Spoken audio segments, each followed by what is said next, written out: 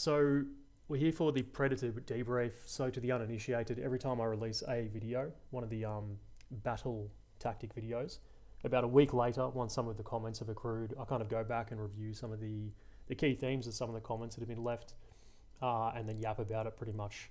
What was good, what was bad, if anything, critique, negative, positive, those in favour, those not in favour. And this one a little bit different because it's a film that I'm particularly fond of, or sort of an IP as well that I'm a big fan of. Predator, amazing film. We'll get into that a bit as well. But yeah, that's pretty much what we're here to yap about today.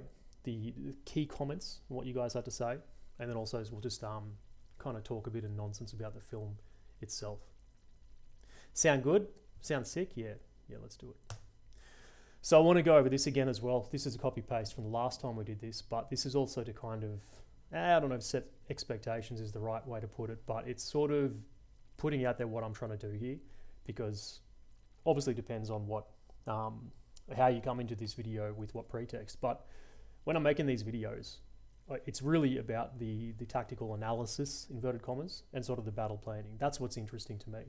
And combining that with pop culture, in this case films, movies, is also what's interesting to me, because those are two things that I'm very that I enjoy. Most people like movies, nothing crazy there.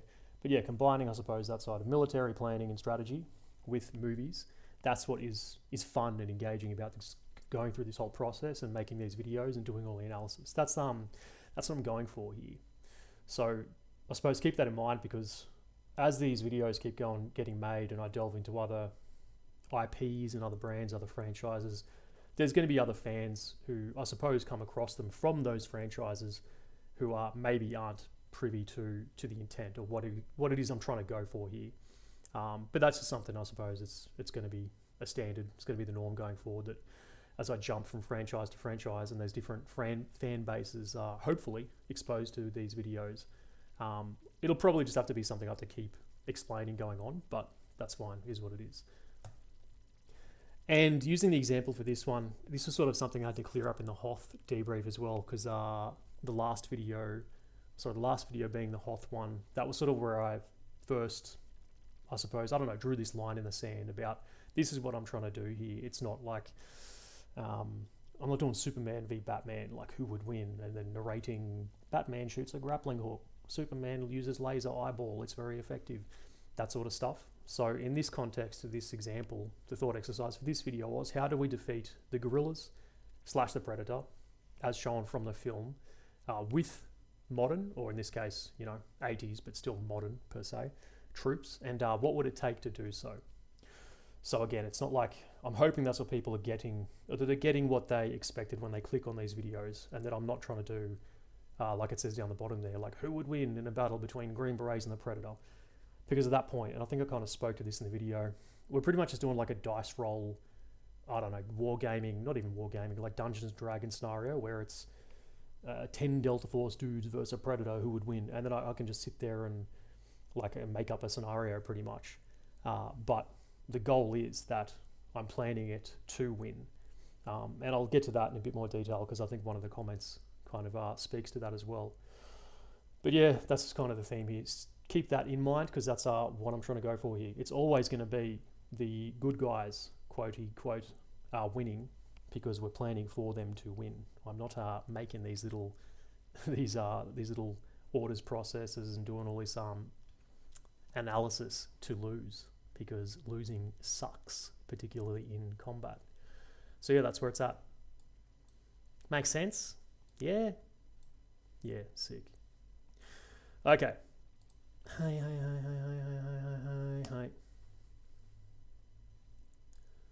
So you should be seeing now some of the comments. So I'm going to go through, these are just a random, oh not random, there's a bit of a mix of the comments in here. I'll start off with what I'll call, I suppose, hate mail. So comments that were maybe I suppose critical of either the strategy or the Predator or some aspect of the video itself. To be fair, there wasn't really anyone drastically poo-pooing the strategy as a whole. There's a few sort of, I wouldn't even say negative, but there's a few sort of people saying, hey, this, that, or the other regarding the Predator and how we defeat the Predator.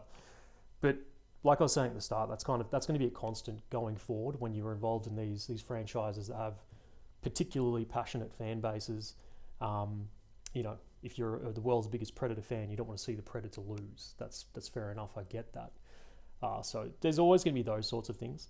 But I'm kind of relieved that, you know, there's nothing eviscerating my tactical plan for the guerrilla camp raid. Because whenever you do this stuff, even when you're doing it, like say in the military planning context, there's always that little bit of bloody niggling doubt in the back of your head when you go to present your plan or brief your plan or get a second opinion or, God forbid, like deliver it in a set of orders. And there's just that little snail in your brain that's yapping away going, hey man, you've overlooked some critical thing. And then you brief it and someone's just like, what? Did you not notice the XYZ? Or that's the dumbest plan I've ever heard. But yeah, no one's torn me to pieces for the tactical plan of the guerrilla camp. But with that being said, I did keep it as simple as possible given the circumstances. So I was reasonably, I suppose, confident that there wasn't anything drastically wrong with the way the camp raid went down as I kind of laid it out. Is it perfect? Bloody absolutely not. Can it be improved? Most likely, yeah. But I was confident it was I'd say workable plan, as in it had the fundamental things in place to pull that off at a simple level. Okay, let's get stuck into some of these comments. Your comments first. Who we got here? 32 rides, Aussie 10 schmackos. Thank you very much, 32 rides or 32 rides. JB Hi-Fi gift voucher. Bloody good bit of kit that. Thanks, mate. Appreciate you. Sorry, I'm yapping already. I'll get back to the screen here. So this slide you're looking at now, you should see the comments, and the one of first of many is from this chap, Aperture Employee 215. I believe that's a little Portal reference. Anyway, honestly, I think the Predator wouldn't be too much of a factor for the beefed up assault force. It's there to hunt for sport, not fight a war, and engaging a large and relatively cohesive armed force probably crosses the line, that's what I said, from fun blood sport to flirting with death. It would likely have to content itself with picking off some luckless individuals who got a bit too far from the edge of the formation. This isn't really, to be clear, I don't really think this is either beef or hate mail either, to be fair. I think he's just getting at here that it's unlikely that the Predator would even engage itself with the enormous company-sized element that I'd presented in the plan, or company plus, really, when you consider it was a full infantry company of the Guatemalan army plus the Green Berets. To which, yeah, I don't disagree. I'd also hope, though, that the way I presented that Predator plan at the end of the video there, I tried to kind of work that in, as in we had a bit of a deception plan with the semi-feigning of the withdrawal, as in we did actually withdraw or extract, I think it was 1st Platoon. So that's a bit of a feint in itself. And then the remaining guys were all hidden, leaving just one squad as the bait. So yes, Aperture Employee 215 statement here in its own merits is correct. I agree. Yeah, Predator's not going to go taking down a whole army for fun, as he is in the case, and sort of this is how I kept looking at it, he's a hunter. He thinks like a hunter. He's not thinking like a soldier who's fighting adversaries of the state or the enemy of his people or whatever it is. And that was sort of something I think to keep in mind as well, doing the strategy for this, and sort of I'll tie that back to some of these other comments as well. But yeah, Aperture Employee, I get what he's saying here, but it's a sort of a theme that came up a few times, so I just thought I'd speak to this. Like, I understand that Predators aren't soldiers and they're not just killing everything for fun. Well, sorry, they literally are killing for fun, for the thrill of the sport. But I understand that it is a very different context from soldiers shooting other soldiers in the jungle, for their motivations being drastically different. Moving on. Here we've got spoogerification. What the hell? This bloke here, he's dropping a bit of shade, mate. Getting a bit cheeky, are we? Hey? So I don't know if you can see that. There's a bit of a delay in the stream. But old Spoogs here says, your videos are always, what if this movie battle, but we outnumbered them 6-1. Yeah, mate, that's kind of the point. And I spoke to that sort of at the beginning of this video. And this is, as I've said, this is probably going to be something of a theme moving forward. We tend to plan battles with the assumption that we're planning to win them. Otherwise, it tends to look like you haven't won when you lose and you have no people left. So yeah, I'm making these videos very specifically with what was the thing from the movie or the battle from the movie, and then if we execute that for real, what would it take to do that? Either in terms of the units involved, the manpower involved, or the resources or assets or military capabilities involved.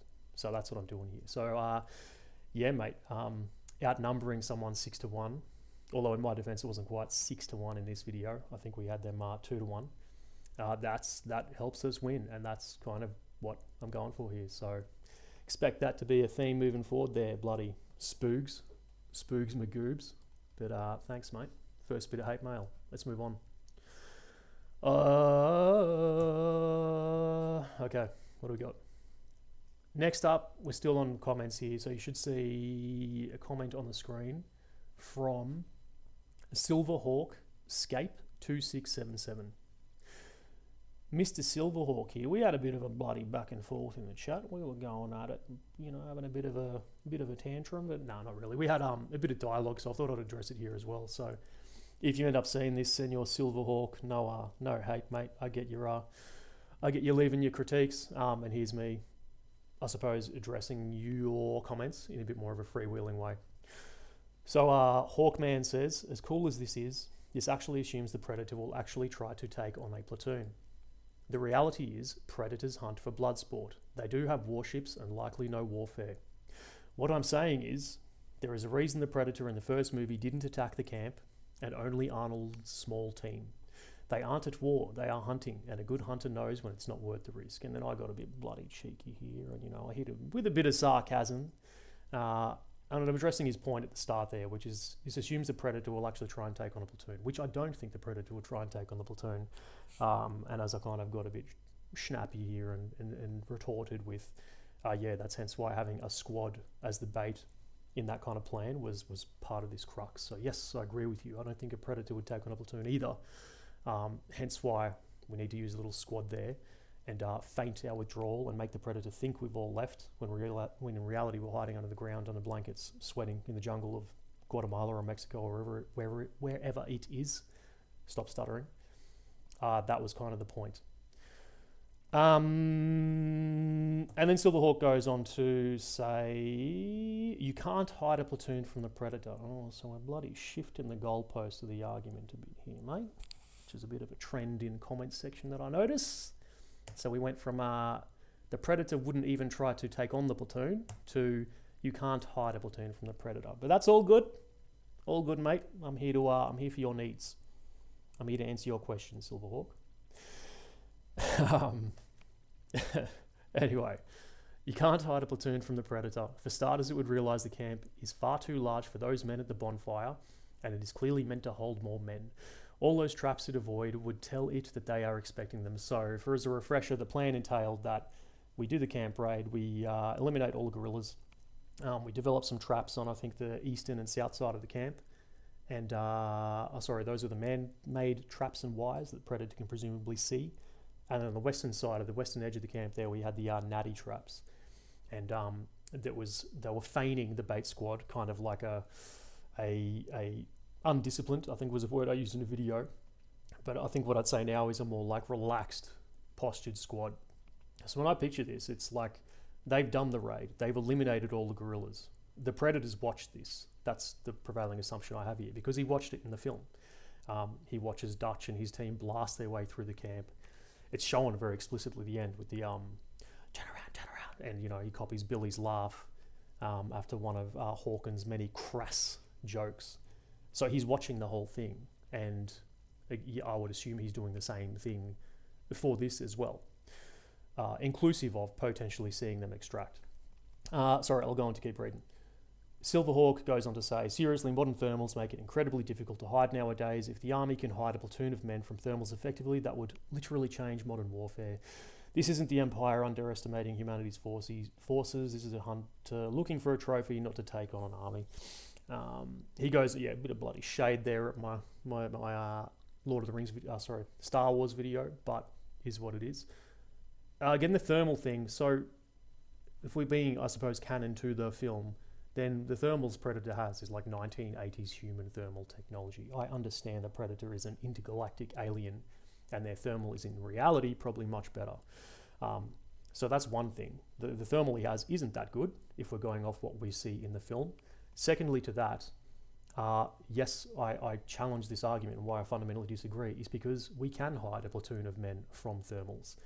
And I'd cite this not through military references or any current technology or the way warfare is adapting to thermal technology now, but simply the films as well. I can cite and refer to the films. Every plan that is made to beat the Predator in most of the films involves defeating their ability to see in thermal or to use their enhanced senses. Whether it's Dutch and his mud in the first one, Predator 2, they have the what do you call it? Butchery. Is it bloody butchery? Where'd all the dead cows hang? I can't remember. The warehouse, where they're trying to bait the Predator in. Of course, that shows him then changing his light spectrum, so we can see, I think, their IR lights. But then the one that I'd cite, and I cited this in the film, or in, sorry, my video, is in Prey. I believe in Prey there's 6 or 8 of these French trapper blokes who hide themselves in holes in the ground under a blanket and manage to defeat the Predator's thermal vision in that way. And at very close proximity as well. They jump out of the ground and pull him up in a net. And there's like 6 or 8 of these blokes. I can't remember exactly how many. So my point there is, on where I disagree, is yes, I posit you can hide an entire platoon. Hiding that many guys is a matter of logistics, as in, do you have the space and the depth and the room to dig all those holes and hide all those guys? But if you can hide 8 French trappers from the Predator's vision by digging a hole and hiding under a blanket, then you can do the same thing with a platoon or a company if you logistically have the space to do so, which logically my camp plan did. So Mr. Hawkman, that's just where I disagree, mate. I posit that you can hide from the Predator's thermal vision, and that the entire franchise of the films makes a whole point of that being one of the key strategies to defeat the Predator. Makes sense? Get what I mean? Get what I mean?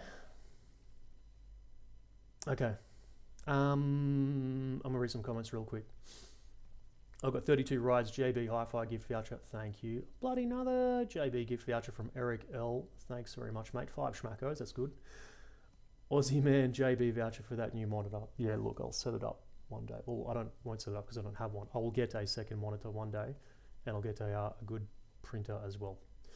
Another couple of comments real quick here, and then I'll keep flicking through the PowerPoint slides. What about the Battle of Thermopylae? Who would be up for that? The Greek army.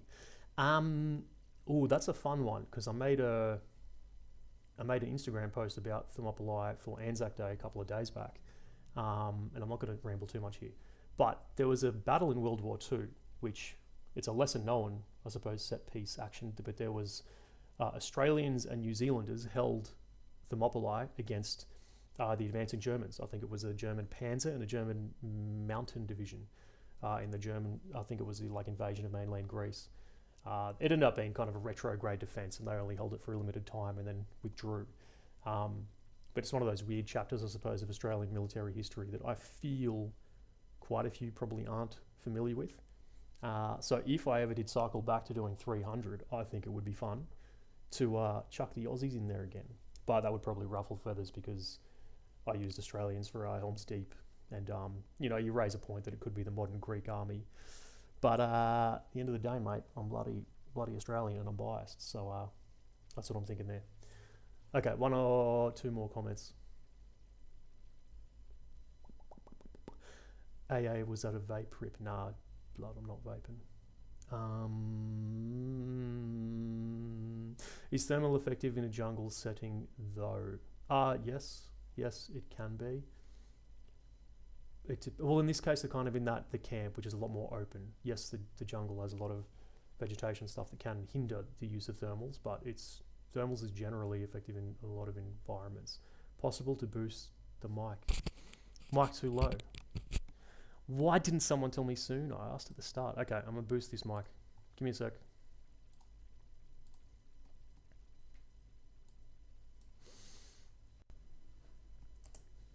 How about that? Is that louder? Louder, louder, louder. Someone say yes, that's louder, or no, that's quieter. Mic too low. I have everything maxed out on my side and I can barely hear. Barely hear him. Oh, man. Now I'm going to have to start again. No, I'm not going to start again. Is that volume better? I'd like to have the mic volume up too. More. I'm such a bot.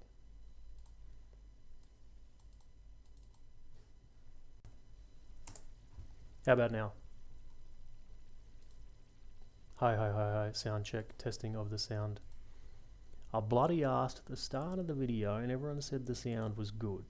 And now we get bloody 4 slides into it and everyone's telling me the sound's poo. Volume is perfect. I could still hear before, but it's better now. It's fine to me. Please, sir, may I have some more volume? You're just getting more noise now.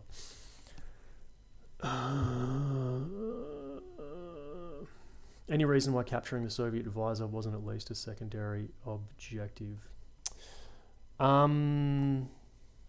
It potentially could have been. Potentially could have been. Is that better then? Okay, back to the slides. Where was I at? Silverhawk, me little mate. Okay, so moving on from his slide, let's go on to the next.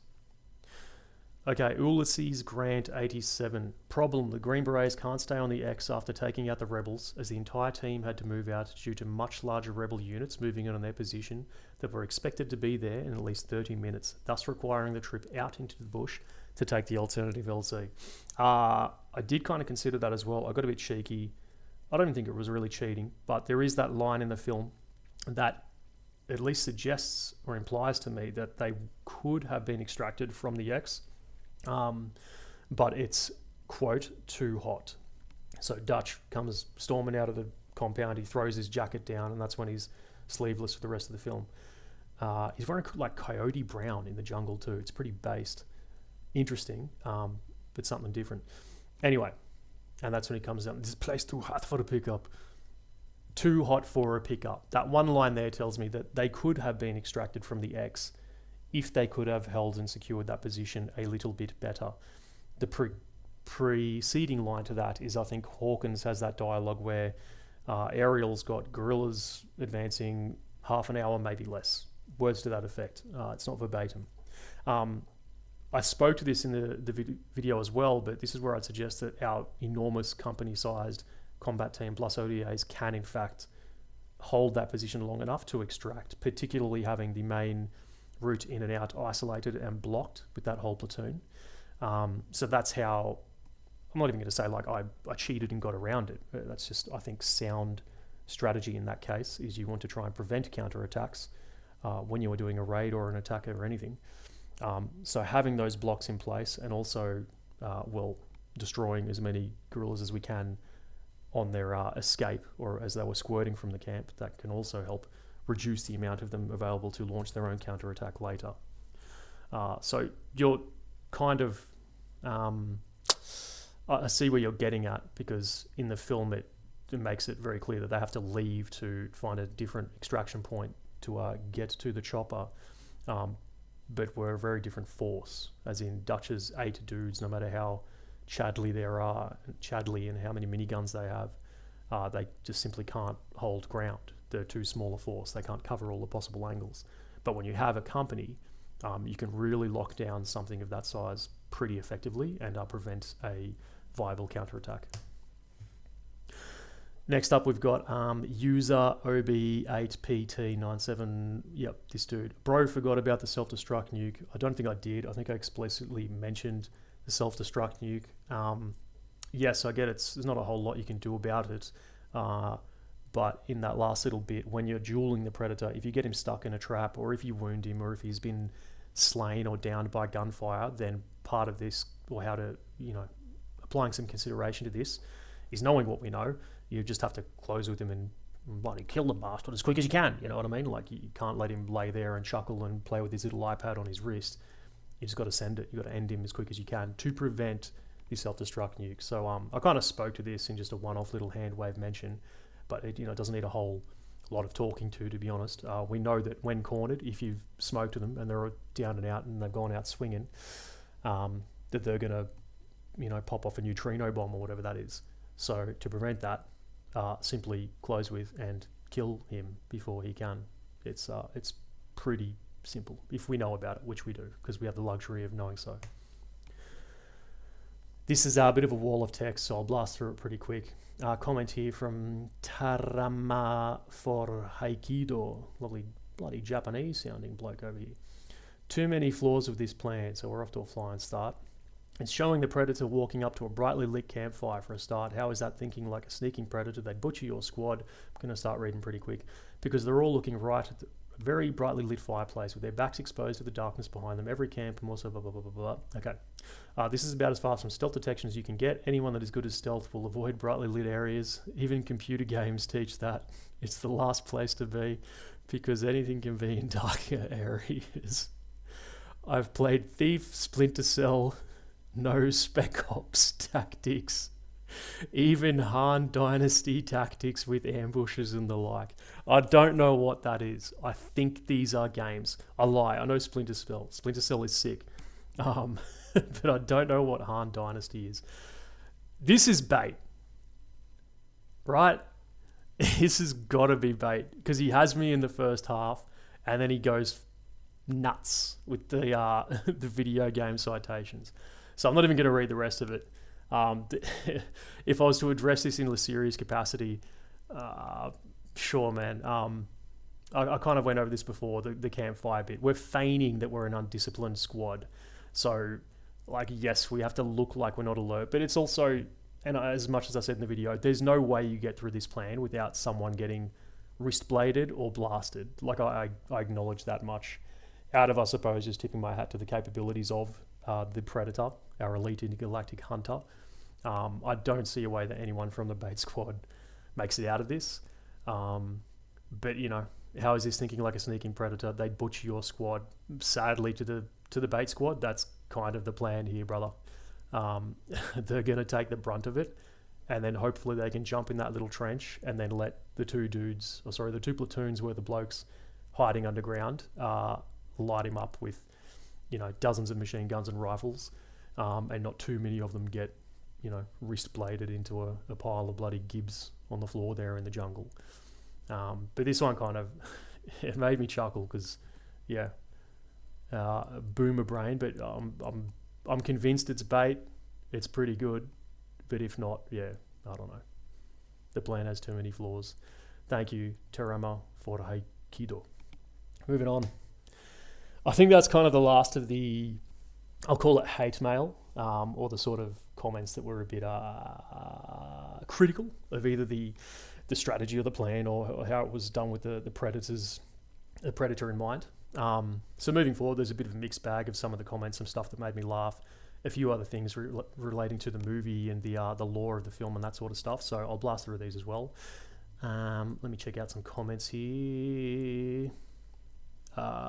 Radio check loud and clear. Good. Sound is better, louder. Good. With regard to Splinter Cell, though, killing isn't encouraged as far as I know. You're supposed to sneak your way. Yeah, I remember. I played a few Splinter Cell games. Well, I remember because there was a Splinter Cell which was in Dili, East Timor, which is a super obscure place to have a video game set, but that was pretty cool. And there was another. What was the one where Double Agent? I think that was pretty skits. I think when you're in like the there's the John Brown Army dude with the villains. They were like, I don't know, ultra nationalists or something in the States, and you're playing the bad guy. Not playing the bad guy. You're a part of the bad dude's team, the terrorizers, but you're still working for whoever the good guys are. Echelon, I can't remember. Long-time resident of Cagville. I'm loosely familiar with this. I've seen a meme or two about this Cagville. It seems like it's growing. Yeah.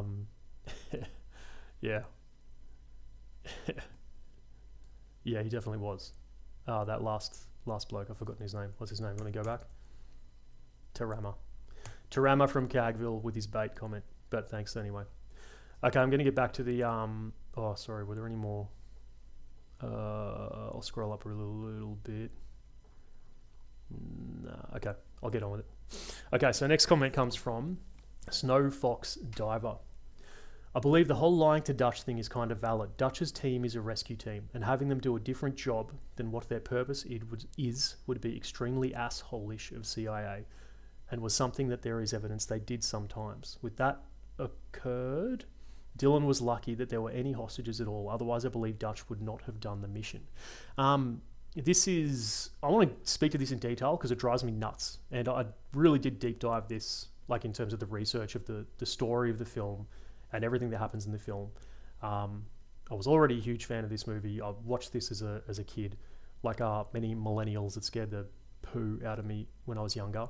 But it was also just an amazing action film. I don't know. This is just, in my mind's eye, it's the epitome of 80s over the top amazing action. But it's also, outside of just being a good action visual spectacle, it's an incredible film on its own merits for a lot of film technical reasons, I suppose. I could ramble about that for a bit, but I won't just yet, because I think there's another comment that I'll elaborate to that on.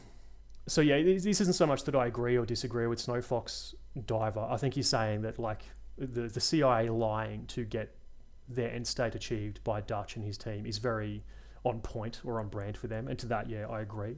Of course, the CIA would lie to get their end state. But in this circumstance, it just seems, it's insane to me, the cover story and the way that everything transpired and Dutch being angry, and it doesn't make sense to me, and I'll try and explain why. So here's the dialogue on screen from the film. You should be looking at a wall of yellow text now.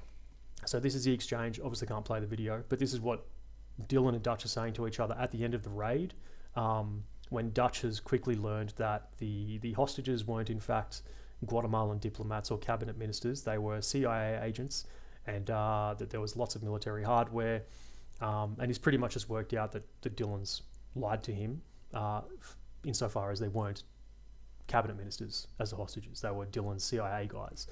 So this is the infamous scene, you set us up, hey, bullshit. It pushes him against the wall. I've got this up here to kind of revise everyone on what goes down. Dylan says, look, we just stopped a major invasion. In 3 days they'd been across the border with this stuff. Why us? Because nobody else could have pulled it off. You're pissed about the cover story. I knew I couldn't get you in here without it. What story did you hand to Hopper? Look, we've been looking for this place for months. My men were in that chopper when it got hit. Hopper's orders were to go in and get my men, and he disappeared. He didn't disappear. He was skinned alive. My orders were to get somebody who could crack these bastards. There's so much back and forth here that, if you think about it, it doesn't make a whole lot of sense. And I made this handy bloody diagram to try and compose my thoughts, because it doesn't make any sense to me, the whole thing. So if you don't care about the film, your eyes are glazing over right now, and your ears, this is boring as hell to you, right? But if you've seen the film, or you're a big fan of the film, this is probably something you've considered as well. And it doesn't drive me nuts, but it's like, what? Why is Dutch mad? I don't get it. So here's some of the stuff. I threw this at the wall, right? This is my little diagram of madness about this whole bit of dialogue and the whole situation. I suppose the crux of it, what I don't understand, is why is Dutch so mad? Which you can see right here. Hopefully you can see my little cursor. Frowny face. Dutch was mad. You set us up. He was angry, right? He's furious. So angry. He's throwing bloody Dylan against the wall of the hut. They've just killed all these gorillas, and he's still got testosterone and bloody adrenaline coursing through him, and he's throwing his old mate Dylan around. So Dutch went into this thinking he was doing a hostage rescue mission on, what are we calling them? I'll say diplomats. I can't remember what they keep saying in the film. Cabinet ministers, right? Cabinet ministers from the host nation, which I have another slide getting to that. We're going to say Guatemala for now. He knew he was crossing a border. On this rescue mission, they brought miniguns and automatic grenade launchers, and in the conduct of this rescue mission, gleefully murdered and shot and stabbed and throwing knifed and M203 buckshot rounded Russians while wisecracking and telling obscene jokes the whole time. And after all that, the thing that makes him most angry, what just makes him furious, he can't handle it, is that Dylan told him that they were rescuing diplomats and not CIA agents. I don't get it. So that's one thing that makes me like huh? Second to that, why did Dylan even need to lie about that in the first place? That's another thing I fundamentally don't understand. Dylan and Dutch are mates from way back when. They were both in, I think it's Vietnam is what he says. He doesn't say Vietnam, but it's implied they were somewhere in Vietnam. He's holding up the little Zippo lighter. Me and Dutch both got one. It's I think it's like a Green Beret logo. Sorry, like a US Army SF badge or logo on the Zippo. It's implied they've got a lengthy history together. They're both mates from the army. If you look in the script too, it even fleshes this out even more. They talk about like, hey, we were a hell of a team. There was no one in the world like us. Like they were the baddest dudes on the planet. They're mates from way back. Dutch has left the military. He's got his mercenary team. Dylan's in the CIA. Dutch knows he's in the CIA. Why wouldn't Dylan just be like, hey man, some of my dudes have been caught. They're in deep shit. There's no one else that can get in there and get them out. We can't use the regular army because it's cross-border, so it's sketchy. I need your help here, bruv. I don't understand why Dylan needed to lie to him in the first place about that. It's super weird to me. Also, further weirded by that Dutch would have invariably found out they were CIA agents anyway, which he does, and then predictably gets furious about that and starts hollering at Dylan. So it's a weird kind of set of mix of circumstances to me. And also, there's some confusion there too with the border. Did he, and it's also not, I don't think it's made super clear. Dylan did want the camp destroyed because, as he says, in 3 days it would have been across the border with this stuff. Part of me do think though, Dylan did want his guys, the CIA hostages, he wanted them recovered as well. But that was probably a secondary mission to him, to just simply destroying the camp, annihilating the camp. Maybe that's what precluded them from, I know it's the 80s, so it was just fly a Predator over it and launch a Hellfire. Why they couldn't just bomb it, like kind of go clear and present danger style tactics. But it's such a weird mix of circumstances that it's insane to me. It makes for good drama in the film and in the story. But if you kind of stop and think about it for a few seconds, I just fundamentally don't get why Dylan lied to Dutch about the scope of the mission, and B, why Dutch is so furious as well about seemingly violating his moral code, and that they killed all those guerrillas not to rescue CIA agents, but to rescue diplomats. Dutch is an ex-military guy. He's not going to care if the hostages are CIA agents or if they're Guatemalan diplomats. Further to that, he's a mercenary. Doing cross-border sketchy operations is exactly his purview. It just doesn't make sense. It's insane. I just needed to bloody get that off my chest. You know what I mean? I need someone. Does anyone agree with me? Am I alone here? Let me read the comments. What do we got here? Rice Man Uber, 20 Aussie schmackos. Thank you, Rice Man. Sick name. Zinger box large for you. Oh, I'm going to get a bloody mighty zinger with that. More Arnie impressions. I don't have a good Arnie impression. Arnie rather. But I try because it's funny. CSRC, leave this in your channel and I'll listen to it in the podcast later. Yep, I will. Are you edging around the apologism of the post-Cold War US media environment? I'm not sure. I'm not sure I'm that bloody deep, mate. I'm just trying to make sense of a movie. It's the kind of thing where you ruin it if you start pulling it apart to understand it better. The surface level plot here is a distant second to the testosterone dripping violence, says James Long. I agree, mate. You're absolutely right. When they wrote this or made this way back in 1987, I'm sure they weren't expecting some autists on the internet, 30 years later to deconstruct it line by line and tear apart inconsistencies in the plot. So I get that. This is it's kind of fun to pull it apart just as an experiment, but it does not detract any of my passion or love or enthusiasm for the film, because it's still one of my favorite films of all time. It's just one of those fun things to, I think, deconstruct, because it is at its core as well as being a monster movie or in a slasher movie in a sci-fi. It's a soldier movie. It's a military movie. It's over the top, and it shows this sort of, it's, you know, kind of glorifies these special operations guys in a lot of ways. But that was the nature of, I suppose, these films at the time, and there's still films like that now. But it's just a fun thing to kind of pull apart because it's a military set movie, and that's what we talk about here on this bloody channel. Get what I mean? Does that make sense? It's just a crazy set of circumstances, and yeah, I don't know. I don't get it, but that's where that is. And to add to that, that's like, it's one of those scenes too where Arnie is acting his tits off. He kind of, I think, had a rep as just he wasn't actually ever a good actor. He was just a, you know, brawny, muscle-bound Chad who could wield guns with single-handedly. But if you watch Predator and watch his performance in the context of an act, or, you know, keeping your eye on him in his acting chops, he works his ass off. He's so expressive. He emphasizes when he needs it. He dials it in when it's not needed. He's an incredible actor, and like, I love watching Predator again. And if you focus in on Arnie's performance, it's terrific. He's such a good film, and he's such a good actor, particularly in this film. That scene there with Carl Weathers and Arnold, bloody champagne cinema. Criminal that there weren't Oscar noms banded around for either of those. Go back, retrograde it. Best actor to Arnie, best supporting to Carl Weathers for Predator 1987. Here's another little, we'll call it a nitpick or sort of over-the-top deconstruction.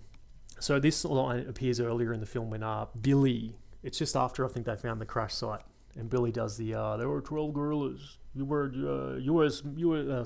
6 men were U.S.-issued Army boots. Mean anything to you? And then Dylan says, probably just another rebel patrol. They operate in here all the time. And then I put a screenshot down the bottom where I was having, I think, an Instagram chat with a mate when we were, I think, teasing this out and developing the map. Who is he talking about? What is Dylan talking about? Again, it's these one little throwaway line in a movie about army man dudes in the jungle, that if you scratch below the surface, it's like, what? Who are you talking about, bruv? Who are the rebels? Just the rebel patrol? They operate in here all the time. Let me explain or elaborate. So we're in Guatemala, and again, there's that part in the film where I explain that I don't know which country we're in the end, but it doesn't really matter. But for the purpose of this argument, let's say we're in Guatemala, staging Guatemala, and we're flying into El Salvador. This is the only way I can make sense of Dylan's rebels quote comment. So the US Army and the CIA are presumably working for the Guatemalan government, and the ODA and Dutch's guys. So they're sided with the Guatemalans. They're crossing the border into El Salvador to fight and kill and destroy the El Salvadorian guerrillas and the who are separate from the El Salvador government.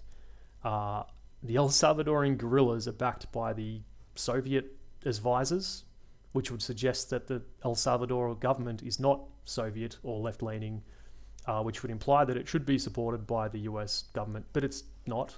That's okay.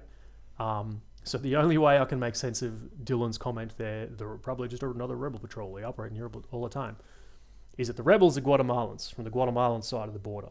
And maybe they're going cross border and fighting the El Salvadorian guerrillas. You see? Does that make sense? I know. It fucking doesn't. But that's the only way I can make sense of that one line.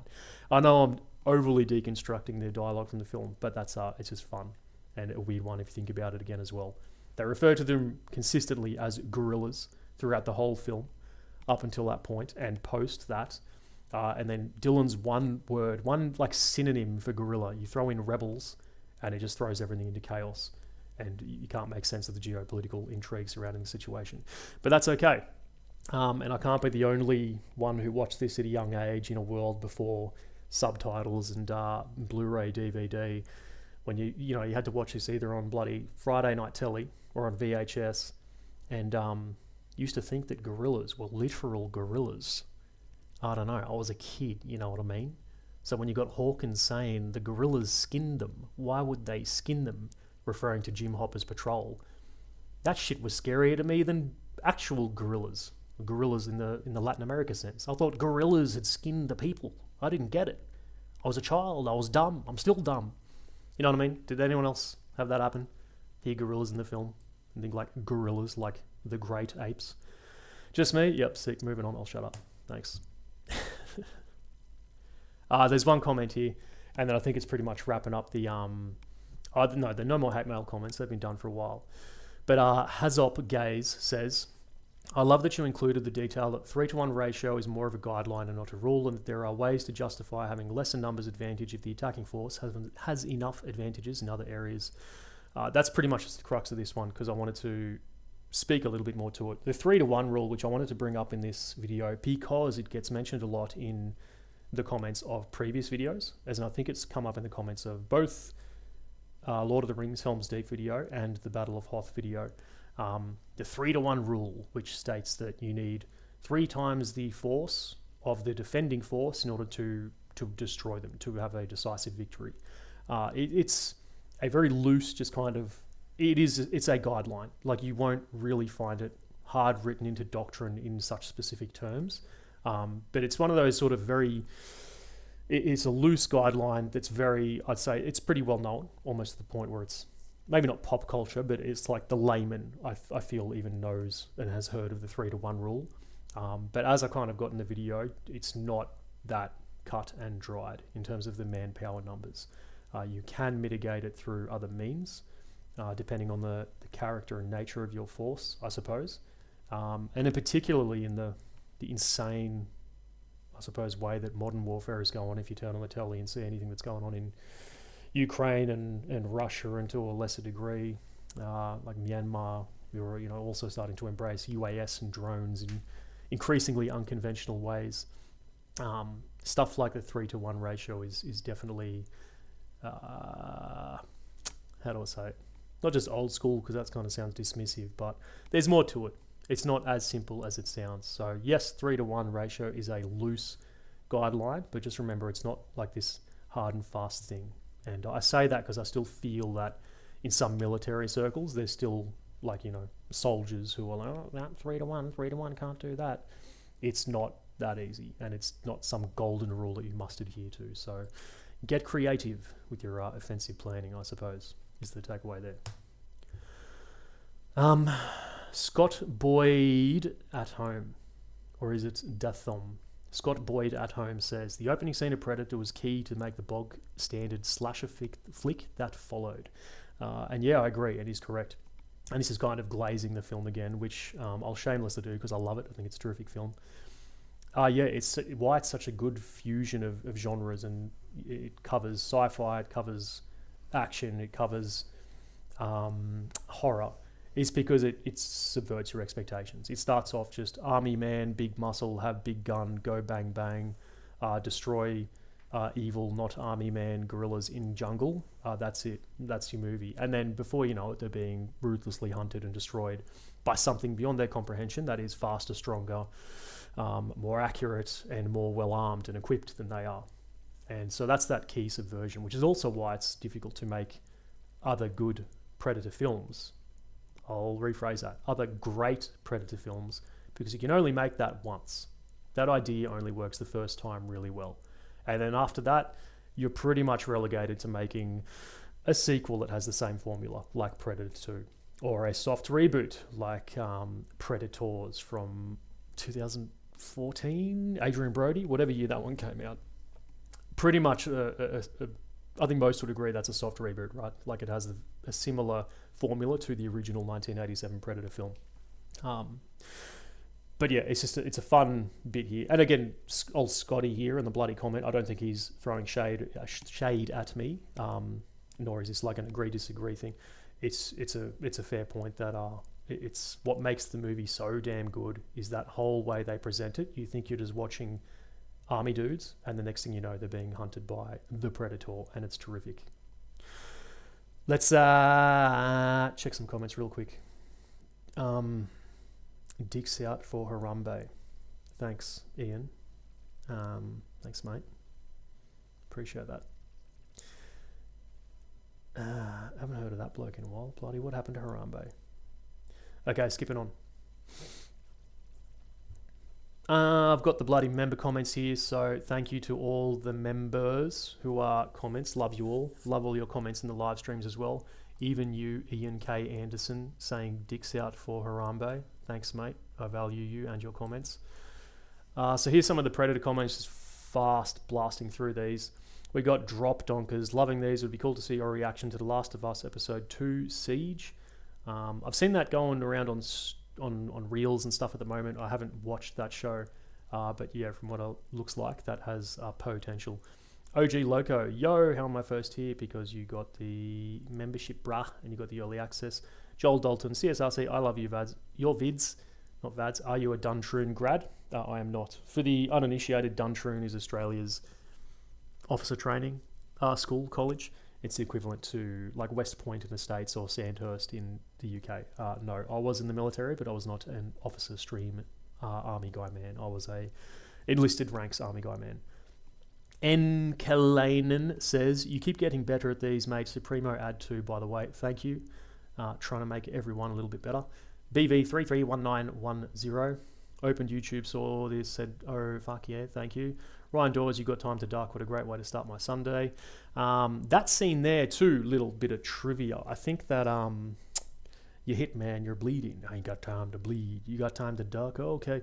That between Richard Chavez and Jesse Ventura, I think they put that together because they were both Vietnam veterans. So both those dudes had been to the Nam. Jesse Ventura infamously is a Navy SEAL. Not too sure about what Richard Chavez was. But that was like their little shout out, their little like, hey, let's get the two veterans of the Nam, let's put them in a shot and scene together and give them a bit of loving. So that's, to my understanding, how that little scene came about, which is pretty cool. Moving forward, so shout out to those guys. Thanks, members, for leaving your comments. If you want to get membership, you can just click on the little button there in the videos.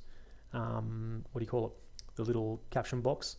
And here's the sick little patches you get. You start off with the palm tree because you're a lid, but then you promote through the ranks the longer you keep your membership. And I think they look skits because I pretty much copied the templates from the OG Modern Warfare 2 Prestige logos.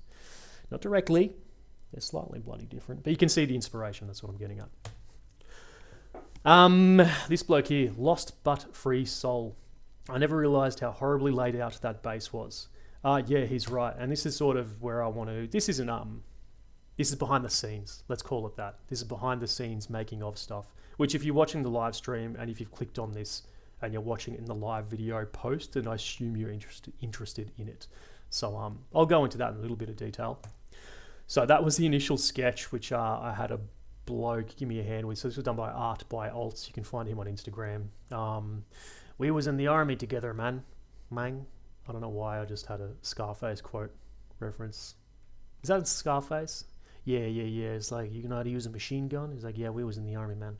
Anyway, so Alts helped me with this because I know he's an uber fan of the film as well. And I also had my own sketch, and we were just trying to make sense of the guerrilla camp layout because it is insane. The way the scene is shot, there's a cut every half a second. It never holds on a wide angle of the whole camp. It's intentionally chaotic, which doesn't make it great to try and paint a battle map over. So this is what Alts came up with, which was his sort of run through of the film. I went through frame by frame as well, and I came up with my little poo-poo quality MS Paint sketch here. And this is just based off watching that scene sort of on repeat, going through frame by frame, trying to make sense of it to get some sort of cohesive layout. So you can kind of see how this here influenced the end result and what you guys see in the final product, that is the video when it goes live on YouTube. It's kind of tricky as well because the actual location where they filmed this, as I mentioned in the film, it is that place in Mexico. It's like a tourist day resort thing. It's on Google Maps, you can't get a good satellite view because there is so much vegetation. It's obviously jungle, so you don't really get a good look at the lay of the land. And also some of the stuff in the movie in terms of where it's shot and how it ties into the camp just does not make sense. Like that scene we were talking about before with Poncho and Blaine, you got time to duck. Like, where is that bunker? You know, why is that not shooting everyone else? It's obviously elevated. It's up on a little cliff thing. And so you can see on this screen, that was kind of why I put it over on the left here. And in my mind's eye, that bunker was like covering the main entrance to the camp, the main road. And there's one particular shot, and it looks like it's shot from across the creek almost. And so that was where I kind of imagined how that one would work. There was also initially, I had Tree Man in here, like marked out, because there's that bloke in the film who's standing up on it's like a tree stand, for lack of a better term, and he's got the Valmet and he's shooting at Mac, who's running through the jungle, and he pulls up on that rock and he's like, "Get that mother!" And then he Blaine miniguns him out of the tree. But it's, I was thinking about it. I was like, it's a dude in a tree, and in a super exposed tree as well. He's going to be instantly shot and killed. So it's not even worth planning. It's like, hey, can someone shoot that guy in the tree as soon as we launch the SBF? Oh yeah, I'll get him. You know what I mean? It was just it's a little detail that I thought would be appreciated, but at the same time I was like, this is dumb. Like, you don't need to strategically plan for the bloke in the tree. We'll simply shoot him straight away. And then trying to make sense of the helicopter, the car and the generator that Arnold deadlifts, and then he runs that into the cookhouse. That's probably the part of the camp that makes the most sense. And then from there, it looks like they just were running around this entire Mexican tourist resort, just filming different shots wherever they needed it, and then they spliced it all together because there's no cohesive way that it is all in one place like that. There's another little behind the scenes. Again, if you're here watching the live, I presume you're interested in this kind of stuff, but I initially had the scale much more zoomed out, and this is really just so I could get that blocking position a bit further away on the road. You can see how it's like poorly photoshopped because this was just like a draft, and it's stamp clone tooled or whatever there on the river. But I ended up, I just wasn't happy with how zoomed out it was and the impact that has on, I suppose, the clarity. And that was a legacy from shut up, my phone alarm's gone off, I apologize. That was a hangover from the Hoth video, where there were a few moments where I really wasn't happy with how zoomed out the whole scale of that map was. But it was a design problem I had, because obviously there was a lot of ground cover in that Battle of Hoth, and I wanted to. My initial thing was to have this zoom in, zoom out effect, but to be blunt, I'm not that good at bloody animating and editing, and I couldn't work out how to make it good. The only way you could have done it effectively was you'd pretty much need a bunch of different maps, like 4 or 5 different maps that is a zoomed in version, and then the full big scale zoomed out one. And I simply didn't have the time, steady hand, or resources to make that many different maps for the Hoth video. But for this one, I kind of took my time with this Predator one. I didn't really rush myself, and I don't bloody know about you, but I'm super happy with how this came out. It was very tight in terms of the quality control I put into it. Like even Hoth, there's a bunch of spelling errors through there. Really pisses me off actually that like I post a video and there's dumb stuff like spelling mistakes. So this one I was super diligent trying to dial in just little visual stuff like that. And that's how you ended up with pretty much, I think there's 3 different maps that were made for this one. There's this camp map, there was the night predator map, there was the other one where the jungle's blown up for the extraction, and then there was the broader tactical map. So about 3 or 4 different maps I ended up doing for this. I just chucked these screenshots in as well of Google Maps to talk about where it was a little bit, but I'll probably blast through these. So this El Eden is the actual place where they filmed it. On the screen now you should see kind of the zoomed in shot of the camp where it says Eden de Vallarta. I'd love to go to bloody this joint and get a photo with that predator statue and the chopper someday. I don't know if it's safe. I don't know if I'm going to end up getting bloody chainsawed in a barrel. Not that I'm that flash or special or anything, but I don't know. Mexico seems like a bit of a bloody spicy place to visit these days. It has been for a while. No shade against Mexicans. I want to go. I want to visit someday. I don't want to get narcoed. I don't want to get Breaking Bad. I just want to go see the Predator filming location. Anyway, where I cheated here was that the camp, or this place, Eden de Mismaloya, it's on the north side of the creek, which you can just see in this shot in my map, which you can see here. I put it on the south side, and that was just for no other reason than ease of both design and ease of the plan. That I don't know why, but in my brain watching the film, they kind of strike in that direction from south to north, clearing from the high ground of the jungle down towards the camp. Who knows if that's correct, but that was kind of how I just saw it and how I made it happen. That other battle map, again, for anyone who was curious, which I hope you bloody are, because you're here watching the live. Thank you. That was just Google Maps screenshot with the terrain layer, which you can see here. If the stream can catch up and I can show you, you should be looking at that now. So I just navigated using Google Maps south. This is southeast of El Eden, the place.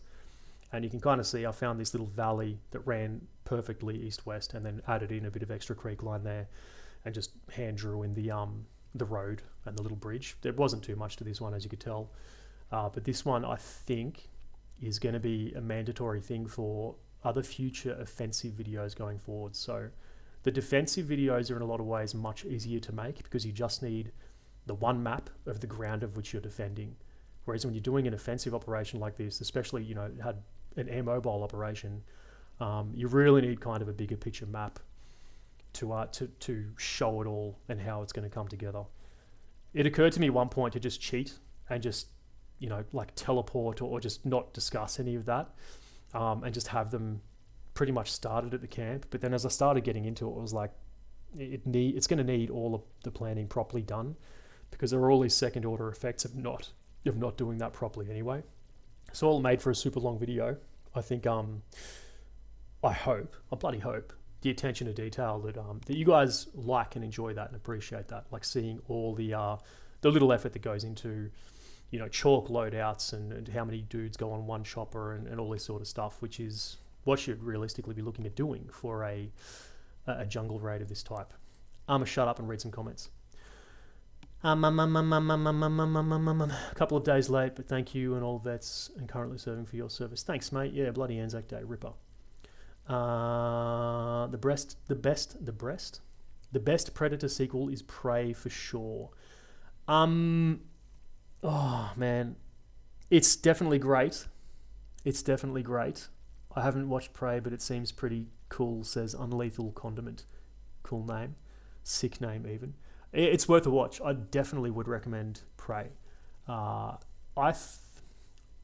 said that? Who said that? Lupus Regina. The best Predator sequel is Prey for sure.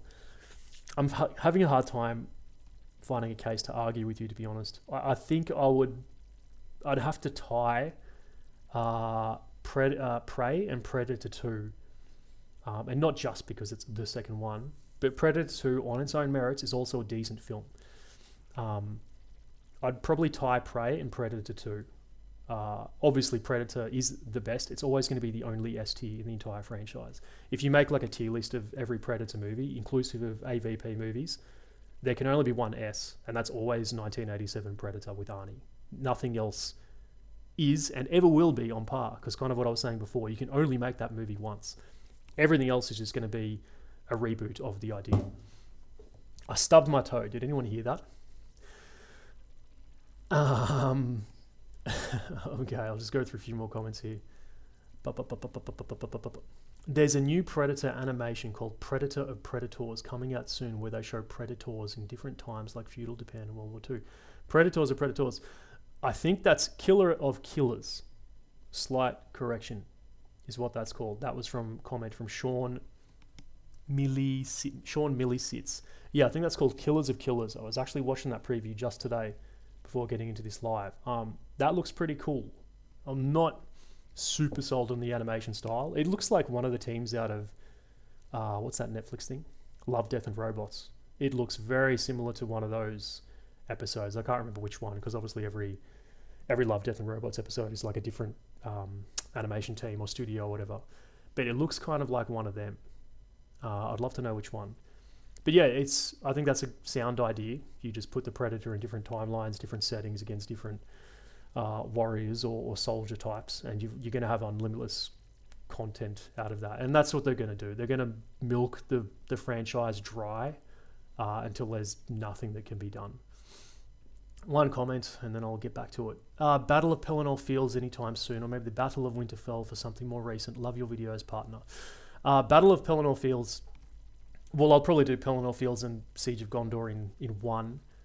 I don't think it would make sense to make two separate videos out of Pelennor Fields and the Siege of Gondor.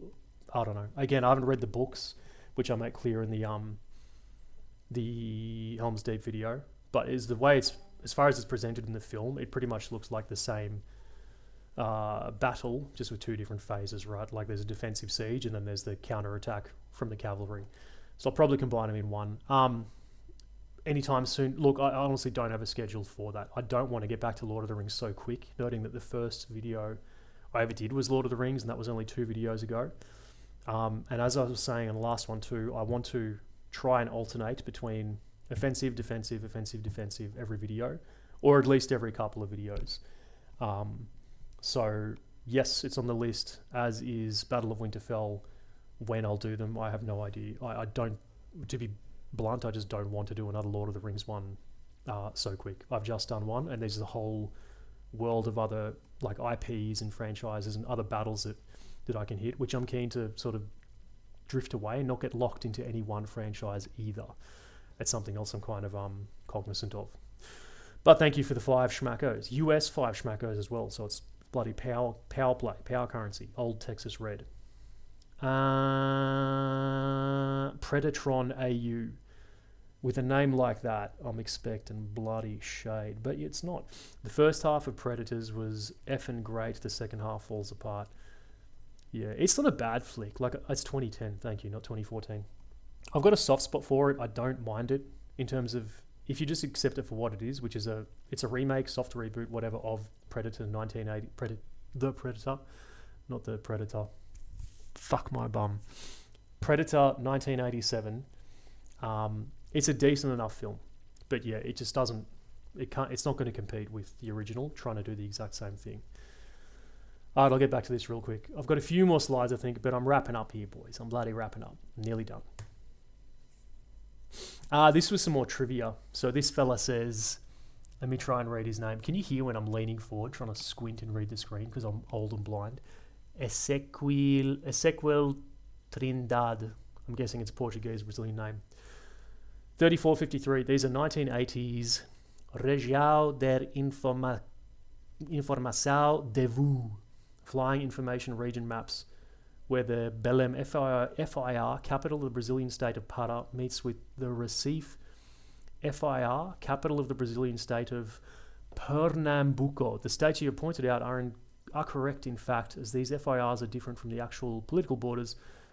Anyway, man's pretty much saying these are aviation maps, which I was glad to hear because I was trying to look this map up, finding this exact map I knew was a lost cause, but the scale on this, if you look at it, it's insanely huge, because once you look at Google Maps, and I pinned in the video, you could see how those little post-it notes, and there's like hundreds of kilometers on this map. So I think the length of that red line that you can see, that alone was like 250 kilometers.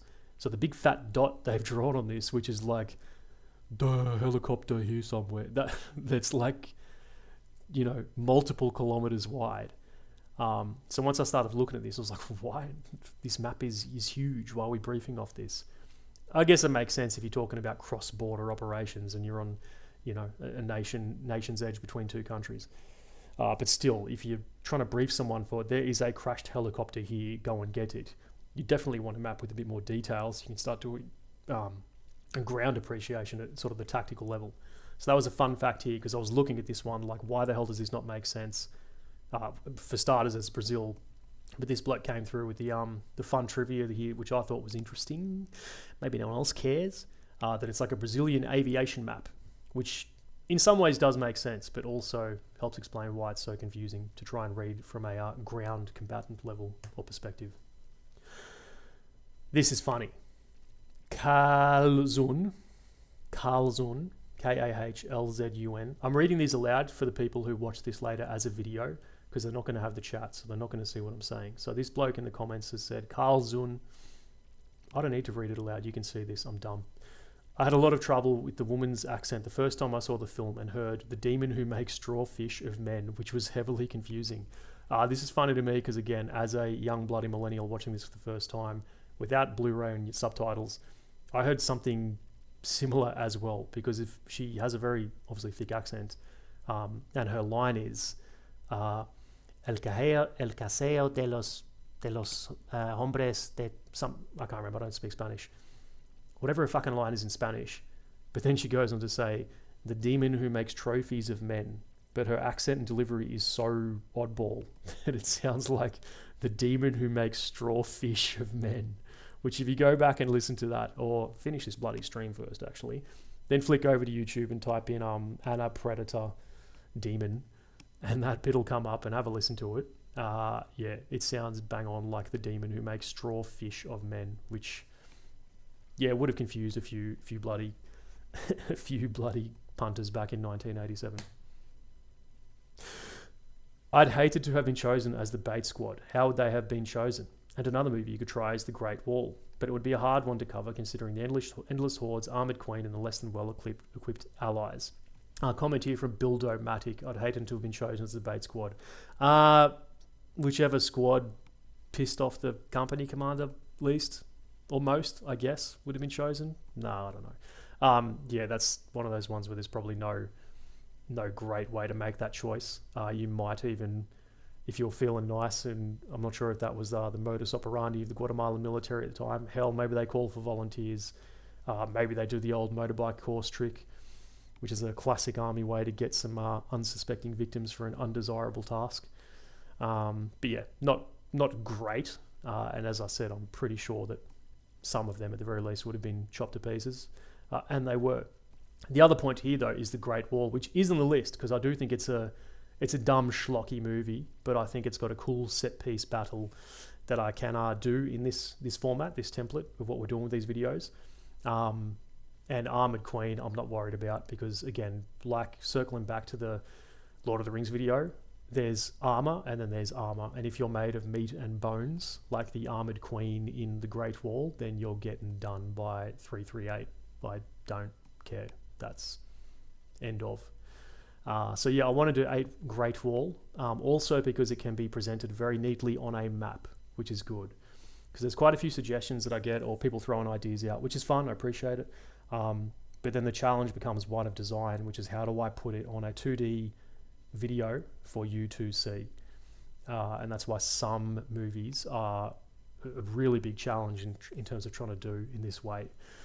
The Siege of Zion from the Matrix Revolutions, the third Matrix film, is the biggest example of this.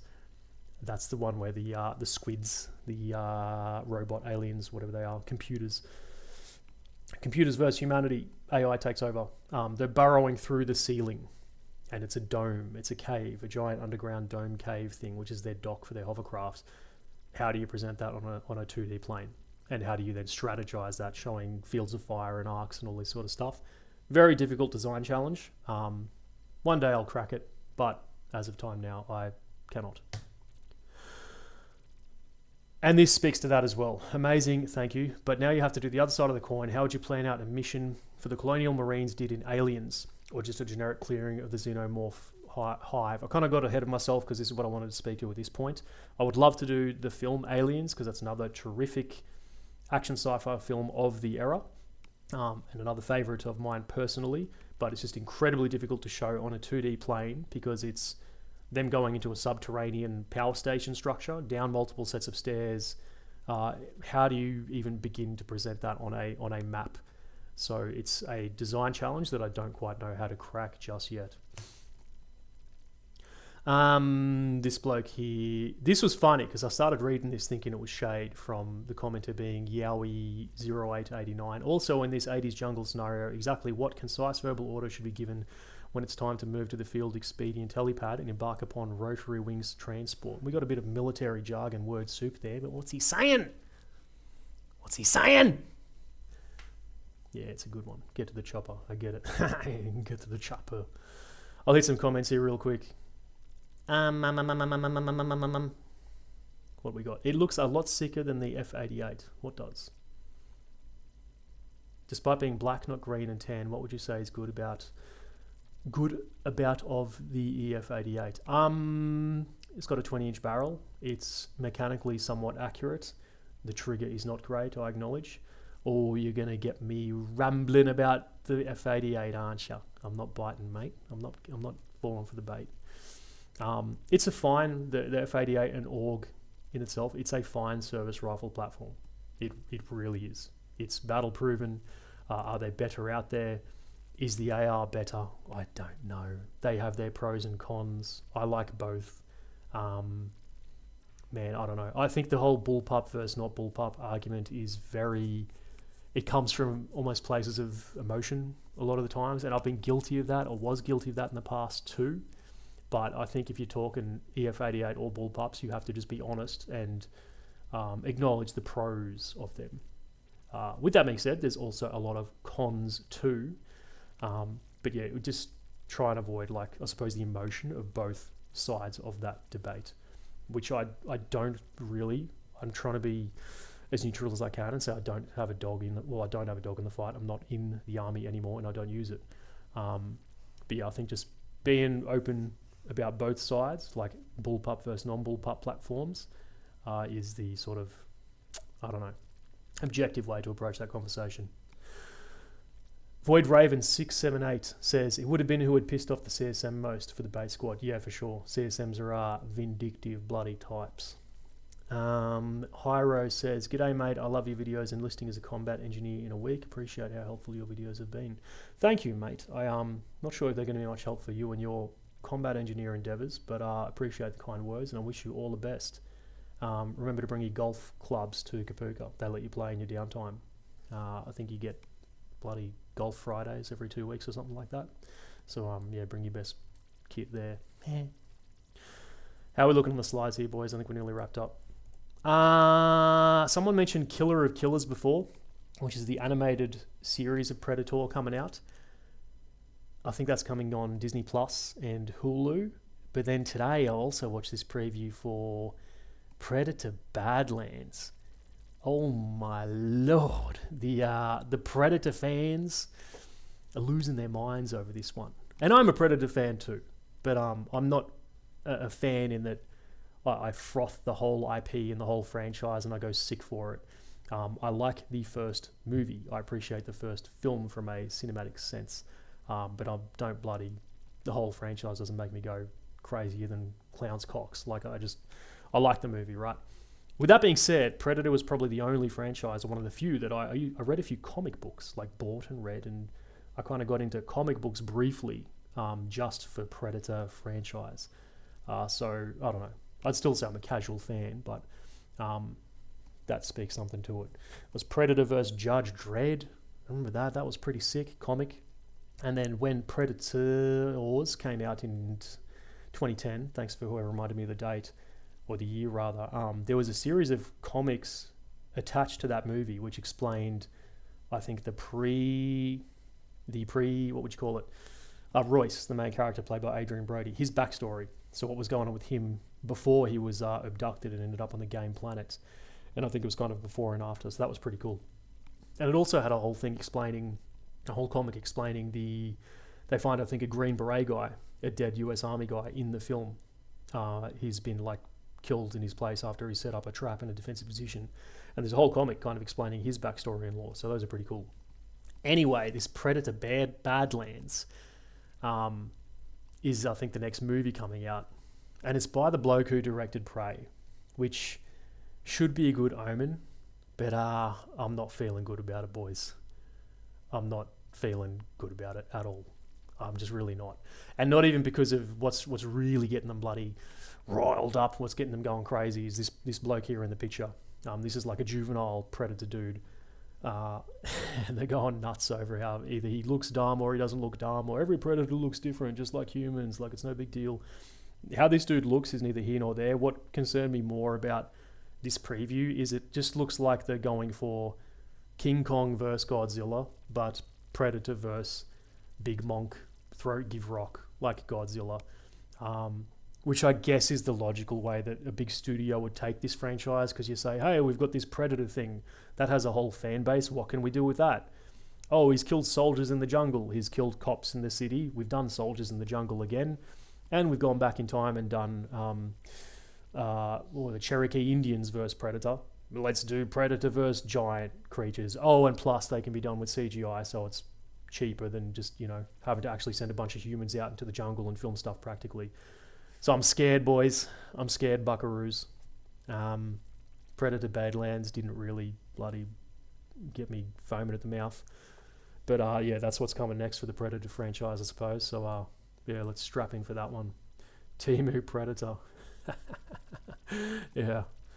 A few other comments here. How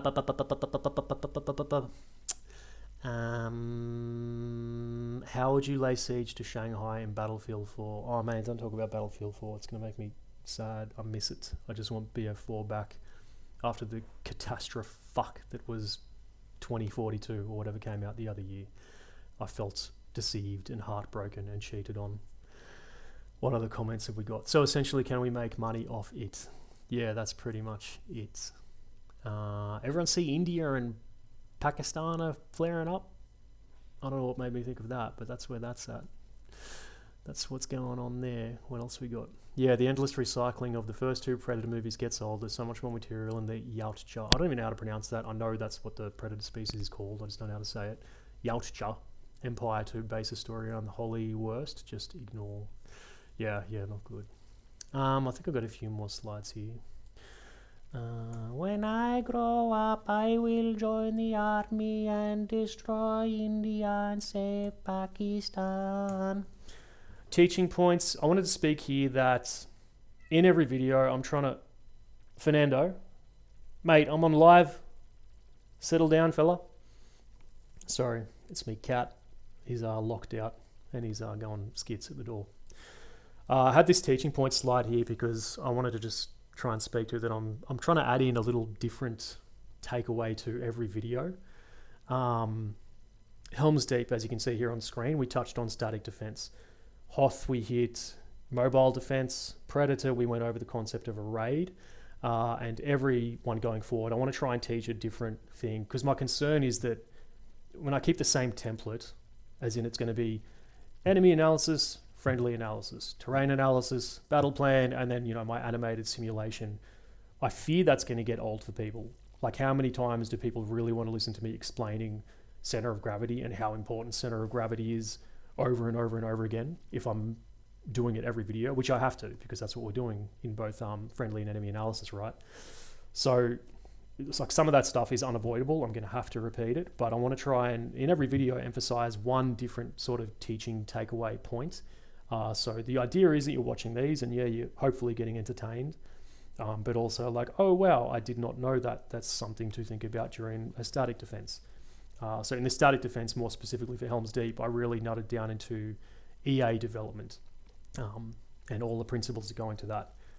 But again, that's something every time there's a static defense video. So that's going to be Battle of Winterfell, Siege of Gondor. These are all going to look pretty similar to the Helm's Deep video because that's just the nature of those kind of operations.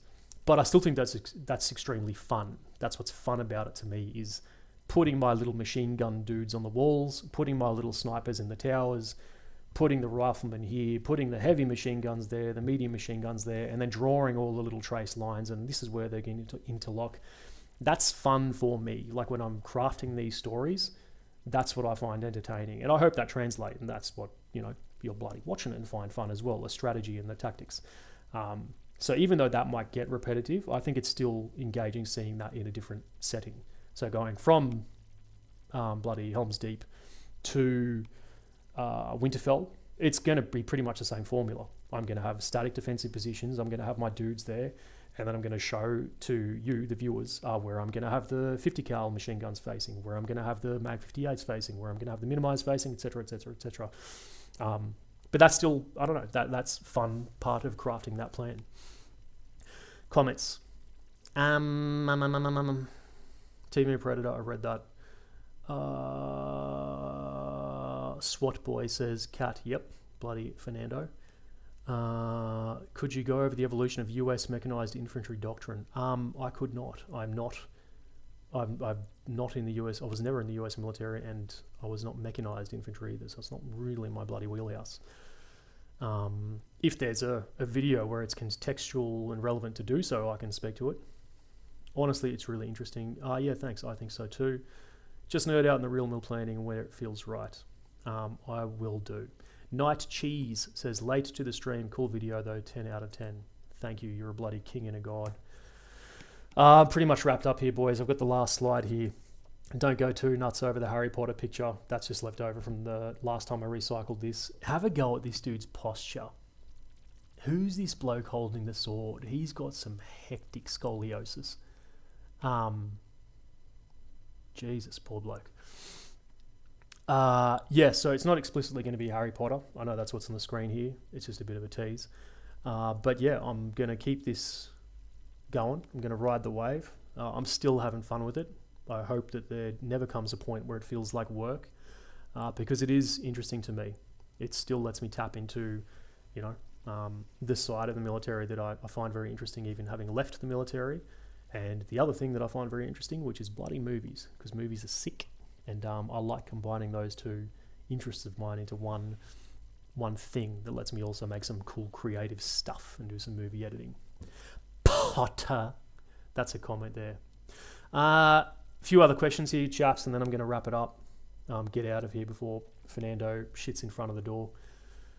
Bangy says, would you ever do one of these videos on something like Black Hawk Down? My answer for now is no. I mentioned this in the last live stream, but I'm very intentionally avoiding real battles, mostly out of taste, and not so much like that I think I'd be disrespecting it, but it's just when you're talking especially contemporary or somewhat more recent battles, like something like Mogadishu, Black Hawk Down, you know, there's still dudes alive who were, heaps of dudes still alive who were there, right? Like, can I craft a tastefully done video that's Black Hawk Down, except with, I don't know, what are we doing? Are we replacing Delta Force with Halo drop trooper green suit dudes, or are we replacing the Somalis with, you know what I mean? It's kind of hard to do this in a tasteful way that's not, I think, seen as taking the piss or being disrespectful. So no, I'm not particularly keen on touching particularly modern battles like that. I think I would make exceptions for the example that came up earlier being 300, like Battle of Thermopylae, because there's pop culture surrounding it, like the comic series and, you know, Frank Miller and the movie and all that. 300 by name, sorry. And also because it's squillion, it's like over, I don't know, how long ago was that? 2,500 years ago. Like, I don't think there's any Spartans around today that are going to take offense to me doing that. But more so, I would base it off the film. And yeah, I know that Black Hawk Down is also a pop culture film based on a real event, but you can see how that's different, right? Like the presentation of the Spartans in 300 versus the presentation of the US Army in Black Hawk Down, like very different stylistically in terms of tone and delivery and all that. So a lot of rambling there, bro, a lot of yapping, but no, I'm probably not going to be covering modern real battles. That's the way I'll phrase that for now. G'day, would you consider, comment from Rich B. G'day, would you consider several scenarios for each situation with one scenario involving extremely limited resources and personnel survival mode? No, I'm not sure I understand, but my brain leans towards no, simply because, like I said at the start of this, and like I'm going to say every stream, I'm trying to win. I'm trying to win these encounters. So I take the situation from the movie and then I give it the necessary amount of resources, people, manpower, assets to craft a victory. That's the way I'm looking at this. I just don't think it's kind of in the spirit of what I'm going for. This is maybe a hot one, but Dr. Bones, sorry, comment from Dr. Bones. It's maybe a hot one, but something like Aliens, a small fire team on a beach. Mate, I bloody talked about this already. Yeah, I'd love to do Aliens, but I can't, for now, I can't work out how to visually present it because it's not just a flat top map that I can easily show everyone. Get what I mean? I'll skim up here real quick, see if there's any other comments. That I missed. The only thing to be mad about is Dylan lying, but as you brought up, you really shouldn't need to be lying in the first place. That caught my eye. Yeah, I agree. That's what I wanted to talk about there.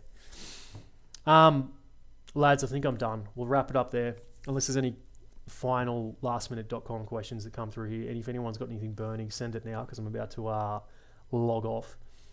But if not, thanks again for jumping on the live. Next one will be I don't know. I can't tell you. Next one will be after the next video, and I don't know when that'll be. So next video, 1 week after that, I'll do another live, and bloody, we can yarn more then. There's a $20 super chat you never addressed, but I'm not salty. I'm sorry. I didn't mean to be bloody ungrateful. Where's that? Old Texas Red, US $5. Thank you. I addressed that one. Atesh Tasha. As a former mortar man, would you really hype me up if you found a setting for a US striker infantry unit to show off? US 20 schmackos. Thank you, mate. Much appreciate you. Apologies, I didn't see that at the time. Like I said at the start, I've got a trash setup. I've got one monitor and I cover the chat while I'm doing the PowerPoint, so I missed it. Apologies. Would really hype me up if you found a setting for US striker infantry unit to show off. I think when I get around to Siege of Gondor and Pelennor Fields, I'm leaning US Army for that, for what it's worth. I don't want to make any bloody promises. I know you've given me 20 schmackos here, so I could consider that a bloody bribe, you know what I mean? But I think I was already leaning towards US Army versus, say, Marines or another service for the Battle of Pelennor Fields and Siege of Gondor. In my brain, anyway, that's just kind of what jumps to mind. So, yeah, if we end up doing Charge of the Rohirrim, but it's our US Army, then, yeah, it would probably make sense. I'm not sure if strikers or what are we talking? Bradleys or whatever, but someone's got to charge in. But I don't get what you're saying. As a former mortarman, would really hype me up if you found a setting for a US striker infantry. So I assume you were like mounted infantry mortar man, so that strikers have mortars. Is that what you're saying? What do you want repped? The mortars or the strikers? Or both? Both. Like this. Oh, I'm dumb. I typed that in the wrong box. Charge of the Bushmaster. Yes, but rambling, but yes, mate. I'll probably chuck US Army in there. Which unit, which vehicles, I do not know. I was in a striker unit. Okay, gotcha. I remember they were a big deal. I wasn't obviously in the American Army, but I remember when strikers came in, there was a whole striker brigade or something that was got sent into Iraq and all this sort of stuff in the early days. It was yep, mortars. Rep mortars better than you. Rep mortars better than most people. Everyone always forgets about mortars. Okay, cool. I wasn't a mortar man, but I know many who were, and yeah, mortars were a critical part of Helm's Deep, and I think mortars are a critical part of anywhere that's got your enemies swarming you. And I think you've definitely got to pay your respects to mortars as a weapon, regardless of how you bloody get along with them as a platoon. You know what I mean? Because I don't know if it's the same in the US Army, but you have your rivalries in the Australian infantry between your specialists being your mortars and your SIGs and your recon and your snipers and your DFSW, your anti-armor guys. There's always little rivalries between these platoons, you know. They all think they're the best. But it's all in good fun at the end of the day. Dude, sell tickets and run a channel field trip to the Mexican resort. That would actually be sick. Imagine the piss up you could have too, because it's close to the coast. That little resort is right on the it's on the western, so I guess the Pacific side of the Mexican coast, and it's just like a resort, little touristy town. I literally Googled not long before starting this chat, like, is Puerto Vallarta a safe place to visit, or will I get narcoed into a barrel and chainsawed? And it's reasonably safe. So yeah, mate, we could channel field trip to to the filming location of Predator. That would be sick. Okay, last comment. Mate of mine recalls a striker catching fire after getting a bunch of spin effects stuck underneath during exercises in the NT. That don't sound too bloody good. But they're not that dissimilar from ASLAVs, right? Like, I get they're a newer ASLAV variant. I can't remember if the host vehicles or the base vehicles are the same. I wasn't a cav guy. So that's weird, because you'd think that'd be similarly robust to labs. Alright, that's it. I'm going to send it. I'm going to get out of here, everyone. But thank you for jumping on live. Appreciate it. Hope you enjoyed. Don't think anyone would have learned much for this, but at the very least had a giggle or had a little tickle from this. And I'll see you on the next one. Peace out, my chaps. And thank you. As always, thank you. Genuinely appreciate each and every one of you. Goodbye.